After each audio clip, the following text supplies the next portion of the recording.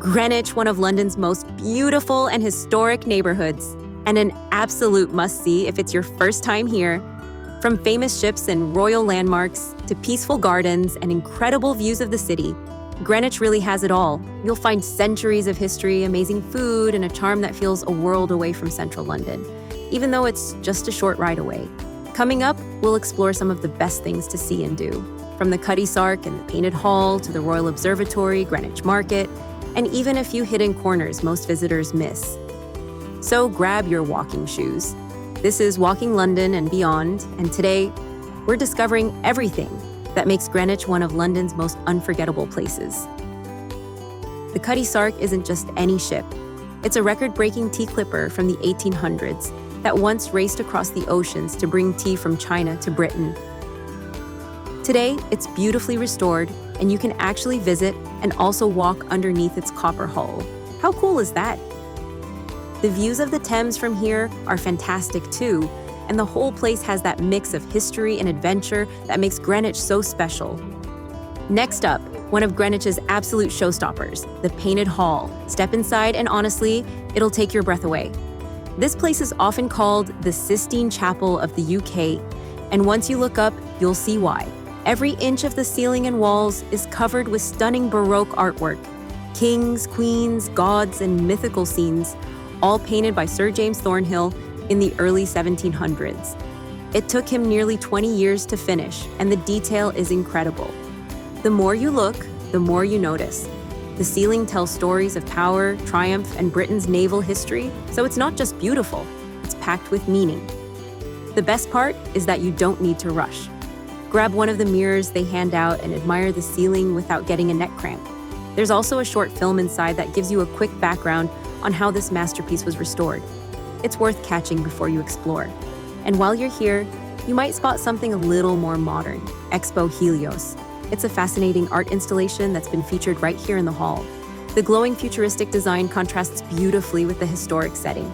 It's like two worlds, old and new, meeting in one space. Seeing Helios under these centuries-old paintings really makes you appreciate how Greenwich mixes history with creativity so effortlessly. Before you leave, take a few minutes just to sit down and take it all in. The Painted Hall isn't just a museum stop, it's an experience. Whether you're into art, history, or just love that feeling of being somewhere truly grand, this is one of those places that sticks with you long after you've gone. Greenwich Park is one of those places that instantly makes you slow down and smile. It's London's oldest royal park, dating all the way back to the 1400s, and it's absolutely massive. Full of open lawns, tree-lined paths, and views that stretch right across the city. You'll see locals out for runs, families having picnics, and tourists wandering around, trying to decide which beautiful bit to explore first. It's the perfect mix of history and calm, a proper little escape from the buzz of London. What's cool is how much variety there is here. You've got quiet gardens, grand old trees, and even deer roaming around in one corner. Then, just a short walk uphill, the park opens up to one of the most famous views of the London skyline. We'll get to that part later, but trust me, it's worth the climb. You can spend an hour here or an entire day. Greenwich Park has that classic London park feel. Elegant, peaceful, and full of little surprises around every corner. Tucked away in the southeast corner of Greenwich Park is one of its most peaceful spots, the Flower Garden. It's like stepping into a completely different world. The noise of the city fades, and suddenly you're surrounded by color, calm, and the gentle hum of birds and bees. The garden's beautifully landscaped, with winding paths, little ponds, and flower beds that change with the seasons. In spring and summer, it's bursting with color. Tulips, daffodils, roses, and every shade of green you can imagine. In autumn, it turns golden and crisp, just as lovely in a totally different way. It's a great place to slow down for a few minutes, grab a bench, breathe, and just enjoy being in one of London's prettiest park corners. If you're lucky, you might even spot a few deer wandering nearby. It's the kind of place that makes you forget you're in a busy city at all. Every spring, Greenwich Park turns into one of the most photogenic spots in London, all thanks to the cherry blossoms. Down near the flower garden, there's this beautiful avenue of trees that burst into pink and white blooms, usually around late March or early April. It's like walking through a pastel tunnel, soft petals falling around you, everyone smiling, taking photos, and just soaking in that perfect spring feeling. It doesn't last long, maybe a couple of weeks at most, but if you catch it at the right time, it's pure magic. Even locals who've seen it year after year still stop and take it all in. If you're planning a visit to Greenwich in spring, this is one thing you absolutely don't want to miss. Just a short walk from the flower garden, you'll find another gem. The rose garden. It's tucked behind the ranger's house, and when the roses are in bloom, the air here smells incredible. The garden is filled with rows of colorful rose bushes, reds, pinks, yellows, and creamy whites, all neatly arranged and framed by perfectly kept lawns. It's the kind of place that feels timeless, like a hidden corner from an old English postcard. If you visit in early summer, this spot really shines. It's peaceful, beautifully kept, and offers a lovely view of the ranger's house in the background. Now this is the spot of the famous Viewpoint right next to the Royal Observatory. From up here, you get one of the best panoramic views in all of London. You can see the Queen's House below, the old Royal Naval College, the river winding through the city, and beyond that, the skyline of Canary Wharf and the Shard in the distance. It's the kind of view that makes you stop and just take it all in. Whether it's sunrise, sunset, or any time in between, this is Greenwich at its most iconic. If you walk a bit further into the park, you'll find another stunning lookout, One Tree Hill. It's a little quieter than the main viewpoint by the observatory, but the view is just as impressive. From here, you can see the city skyline framed by trees, with the Thames glinting in the distance. It's a perfect spot to escape the crowds, sit under the lone chestnut tree, and enjoy one of London's best natural viewpoints. Peaceful, scenic, and pure Greenwich charm. Sitting high on Greenwich Hill, the Royal Observatory is one of London's most fascinating landmarks, and the reason the world sets its clocks the way it does. Founded in the 17th century by King Charles II, it became the heart of Britain's astronomical research and navigation. The highlight for most visitors is standing on the prime meridian line, the exact point where east meets west, longitude 0 degrees. It's a simple brass strip set into the ground, but symbolically, it's where every time zone on Earth begins. Tucked behind the Royal Observatory is one of Greenwich's most peaceful hidden gems, the old Royal Observatory Garden. It's small, quiet, and full of charm, the kind of place most people walk straight past without realizing it's there. This garden was originally used by the astronomers who worked at the observatory. Imagine them here centuries ago, stepping out for a break between their nightly observations of the stars. Today it's beautifully kept, with neat lawns, shady trees, and benches that make it the perfect spot to pause and unwind. You'll find a few old instruments and plaques dotted around, little reminders of Greenwich's scientific past. From here, you can still catch glimpses of the city skyline through the trees, a lovely mix of history, nature, and calm, right in the heart of one of London's most fascinating places.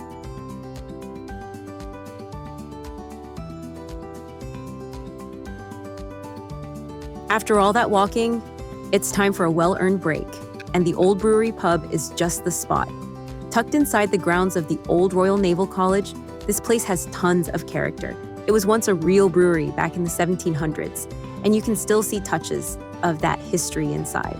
Today, it's a stylish pub with a big courtyard that's perfect for a pint or a bite to eat after exploring Greenwich. Whether you fancy a local craft beer or a classic Sunday roast, it's the kind of place where you can just relax, soak up the atmosphere, and chat about everything you've seen so far. Greenwich Market is one of those places you could easily lose track of time in, and that's part of the fun. It's been around since the 1700s, and today it's one of London's best covered markets, buzzing with energy 7 days a week. You'll find everything here.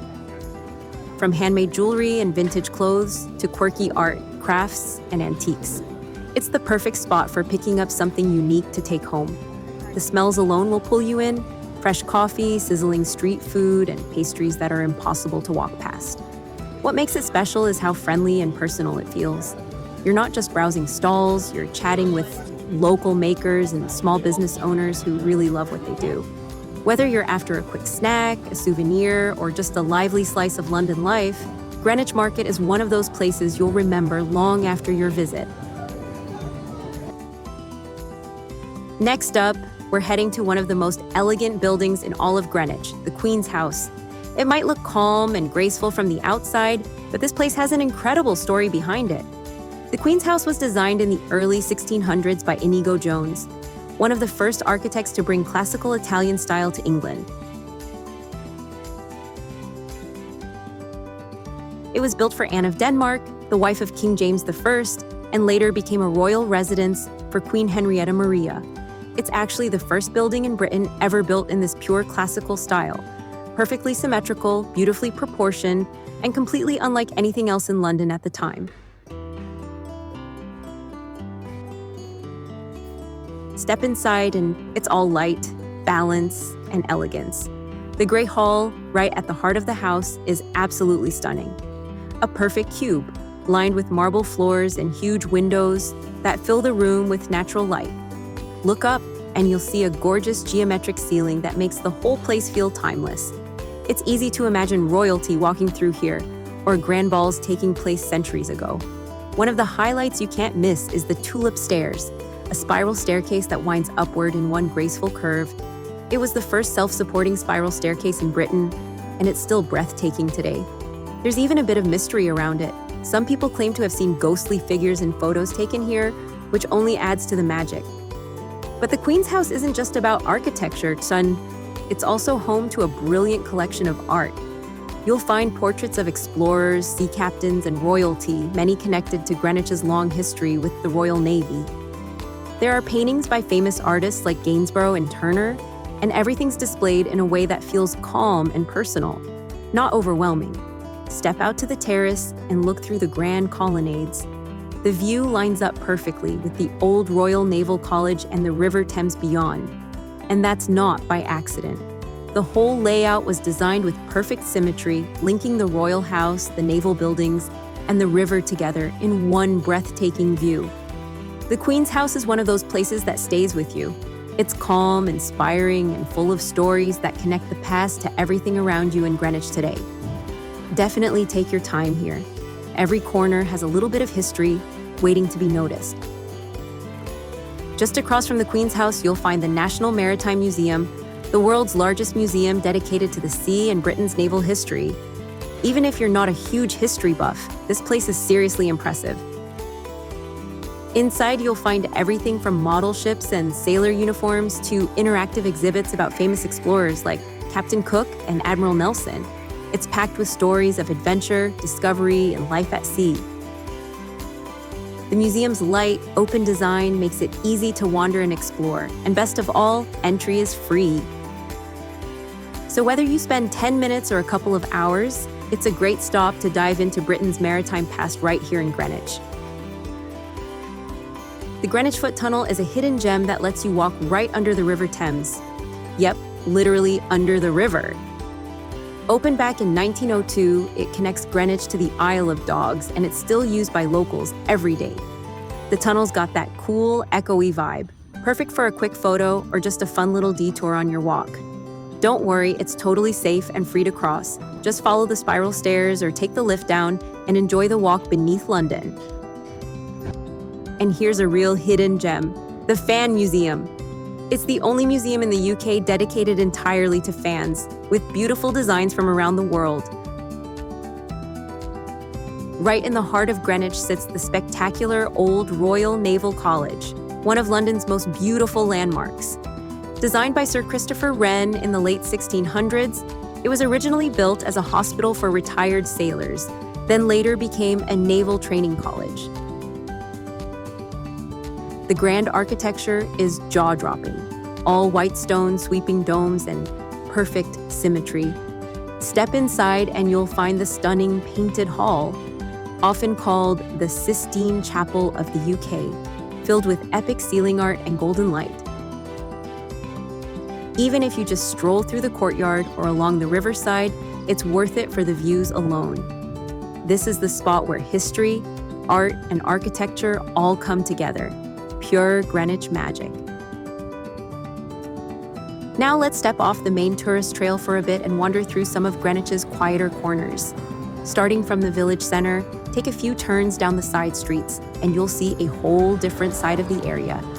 These charming lanes are full of Georgian and Victorian houses, tiny cafes, and independent shops that give Greenwich its village feel. It's easy to forget you're still in London. Many of these streets haven't changed much in centuries. The cobblestones, the old facades, even the pub signs all tell little stories of the past. Greenwich itself has been around for a long time. The name actually comes from Old English, meaning green settlement. The area dates back to the 10th century, but it really started to grow in the 15th century when Henry VIII built his royal palace here, right by the river. That royal connection brought prosperity, and over the centuries, Greenwich became a hub for sailors, shipbuilders, and astronomers. When the Royal Observatory was founded in the 1600s, the area became the center of timekeeping and navigation, literally the place where world time begins. Later, the Naval College and the market added even more character, turning it into the beautiful blend of history and community you see today. So as you stroll through these quiet streets, you're not just seeing pretty old buildings. You're walking through layers of history, from royal beginnings to a modern London neighborhood that still keeps its small-town charm.